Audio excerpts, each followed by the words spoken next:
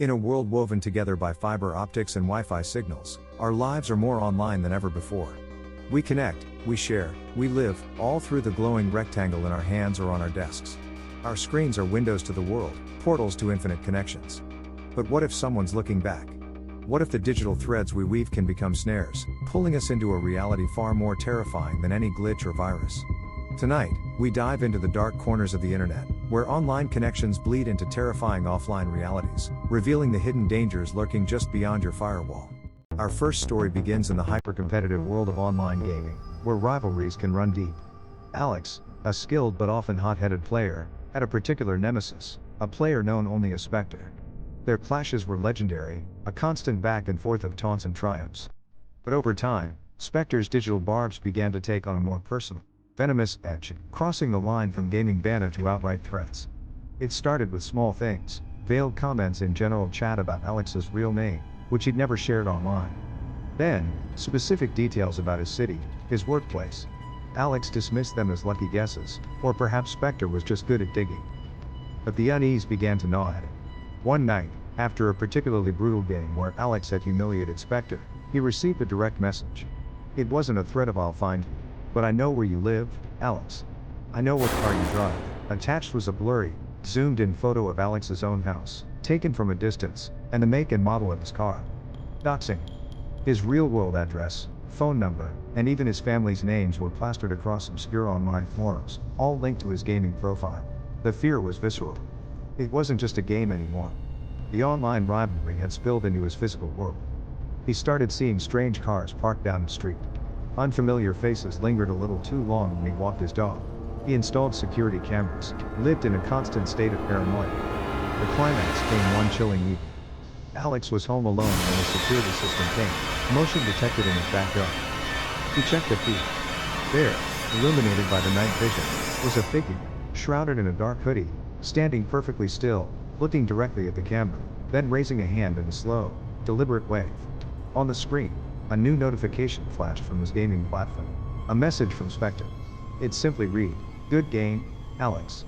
But the round isn't over yet."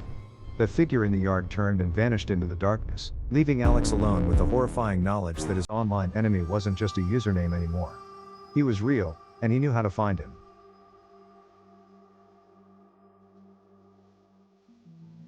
But not all dangers announce themselves so loudly.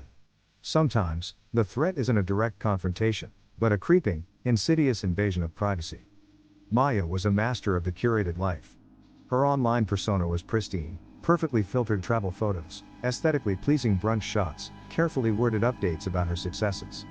She believed she was in control, sharing just enough to be aspirational, but never truly vulnerable.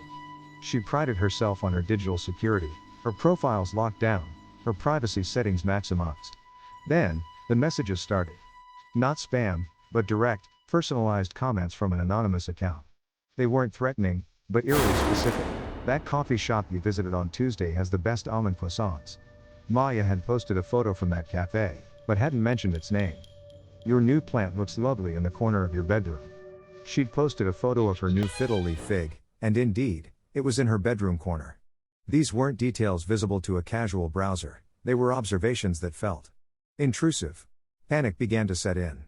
She double-checked all her privacy settings, changed passwords, even deleted old posts.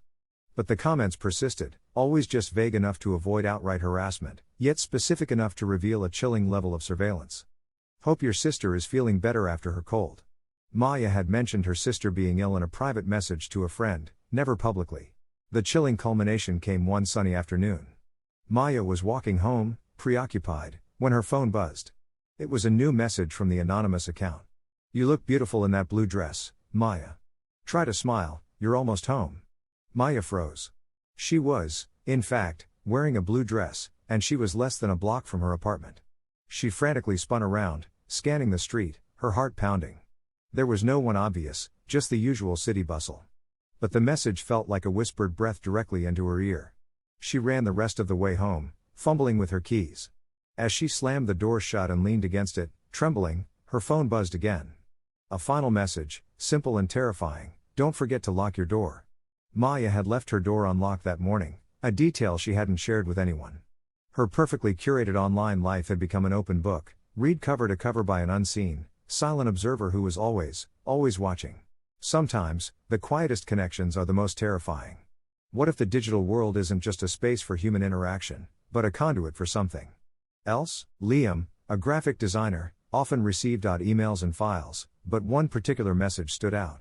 It was from an unknown sender, with no subject, and contained only a single, low-resolution image file. When he opened it, he saw what appeared to be a crudely drawn stick figure in a menacing pose, beneath it, a date, October 27th. He shrugged it off as spam, deleting it. But on October 27th, his usually reliable internet provider went down for hours, causing him to miss a critical client deadline and suffer a significant financial loss. A coincidence? He thought so. Until a new message arrived. Same unknown sender. This time, an audio file. He played it. It was a distorted, whispered voice saying, "The bridge will fall on November 12th. Avoid the North Freeway." Liam felt a cold dread. He couldn't shake the feeling, and out of an abundance of caution, he avoided the North Freeway entirely on November 12th.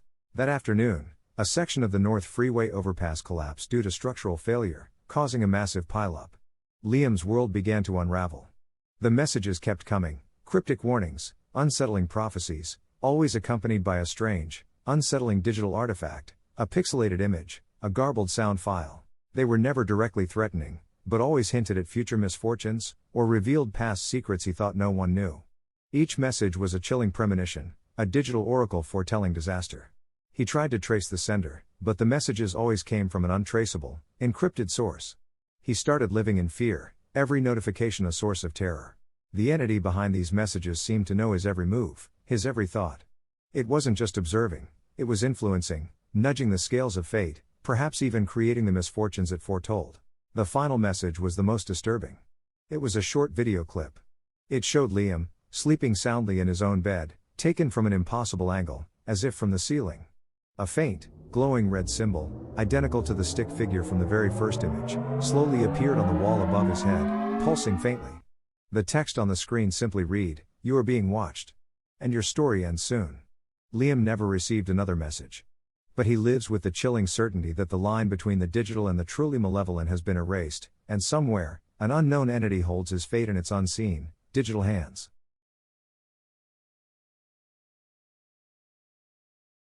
The digital world offers unparalleled connection, but as these stories painfully illustrate, it also opens new avenues for terror. Our online lives are rarely as private as we believe, and the shadows lurking behind our screens can cast very real, very dark, and very dangerous reflections into our world. Have you ever experienced an unnerving online encounter? A digital interaction that sent shivers down your spine? Share your own digital horror stories in the comments below.